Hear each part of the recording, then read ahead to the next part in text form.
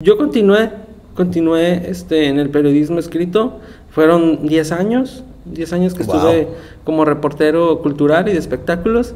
Y pues hacía otras colaboraciones, ¿no? Como para revistas, como Post Magazine, o esta que me comentas de la entrevista que hice con Ana Mendoza, que la viste en algún momento. Sí. Pero sí, o sea, esa era mi vertiente, ¿no? El escribir y andar, pues hacer el trabajo de calle, ¿no? Y contar historias. Pero a la vez, ya me ganaste ahí. ¿Cómo percibe Josué esa pues ese hasta cierto punto oficio de empezar a escribir? Porque ahí me imagino que no nada más era cubrir las notas, sino también escribías por tu lado. Ahí es donde empiezas a descubrir un poquito más tu poesía, o ¿cómo nace todo eso?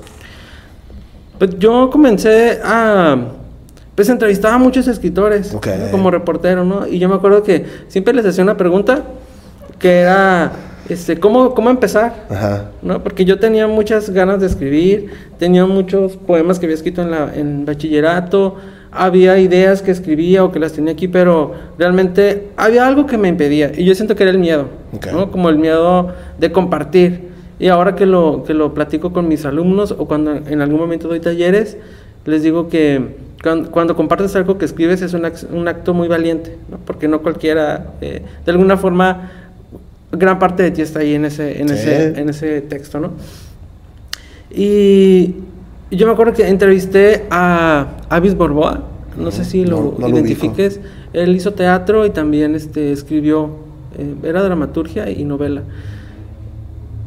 Y le dije, oye, ¿cómo comenzar? No era la pregunta, ¿no? Y me dijo, mira, empieza a escribir desde lo que conoces. Y me quedé, ¿ya? Nada más eso me va a decir. Creo que escuché eso en una entrevista que te hicieron ahí en Síntesis. Ajá. Sí. Mira, no estoy mintiendo. Ajá. Entonces, pero sí fue muy breve, pero sí en su momento, cuando ya llegó el momento en el que tomé la decisión de decir, bueno, voy a escribir, pues empecé a escribir desde lo que conocía, ¿no? Y fue un sueño apocalíptico que era muy recurrente, desde mi adolescencia hasta ese momento, y dije, bueno, me cuestioné en ese sueño por qué actúo de tal manera, y a partir de ahí comencé a hacer un ejercicio como muy introspectivo de por qué yo tomaría una decisión en ese sueño. Y bueno, fui creando 8 personajes que son de ficción y que nos van conduciendo, ¿no? A partir de un sueño apocalíptico a cada quien a su microinfierno. Okay. Así es como nace el poemario, el primer poemario. Así fue Habitar en Vano, que fue la primera novela. Habitar en Vano. ¿Fue primero la novela o antes fue el poemario? El primero fueron las 2 novelas, que fue Habitar en Vano y La Cascada, y después el poemario. Y ya después Ellos Nunca, ¿no? Así como tú preguntabas cuál era tu proceso creativo, yo ahorita te pregunto cómo después de haber escuchado varias veces la respuesta, ¿cómo es el proceso creativo ahorita de Josué? Es una locura. ¿Tienes algún ritual? ¿Tienes algún, no sé, algún rincón? Mucha gente, me imagino que sí, porque obviamente ocupamos aislarnos un poquito hasta para la lectura, ¿no? Pues yo escribo en mi casa, escribo en las noches generalmente, y en el tiempo que me queda, ¿no? Por ejemplo, la primera novela fue un compromiso, pues andaba de reportero y pues andaba todos los días en la calle, pero los lunes descansaba.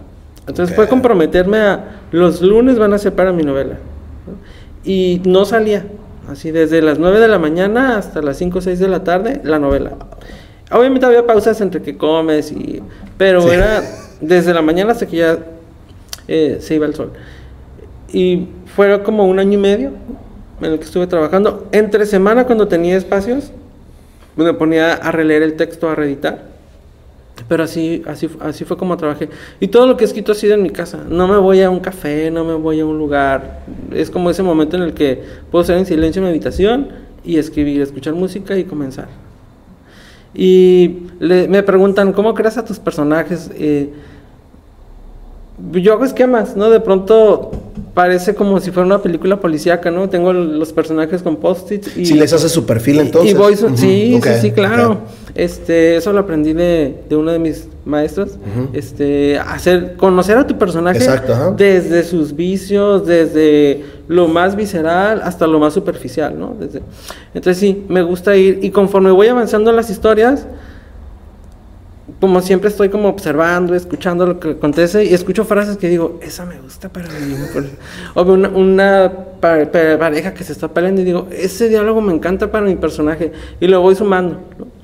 Así es como trabajo. Yo trabajo en mi casa y es como un rompecabezas, ¿no? Que hay un hilo conductual en donde yo sé, por ejemplo, qué es lo que quiero contar y a dónde quiero llegar, pero en el proceso es un andamiaje que también se va modificando conforme avanzo en la historia, ¿no? Entonces, no sé, hace poquito tomé un taller con Vicente Alfonso, que de hecho él fue jurado de esa novela, El surcido invisible, ¿no? Y es esta parte de cómo vas como si fueras un modista, pues haciendo el surcido para tu historia, y la gente o el lector pues no lo ve, pero tú tienes este arte, ¿no? De ir tejiendo.